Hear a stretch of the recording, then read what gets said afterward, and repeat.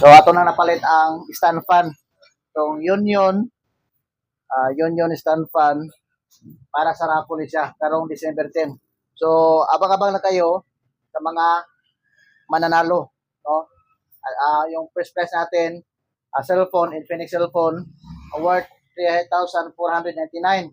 At saka itong ating stand fan at consolation prizes, dalawang mananalo ng tig 1,000 assorted products.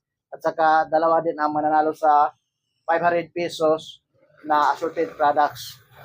So ayan. So buksan na natin at ipakita sa inyo kung totoo ito at hindi ito piki. Ayan. Ito na guys, hindi pa naka-symbol. Ayan o. Oh. Legit to. At saka itong ating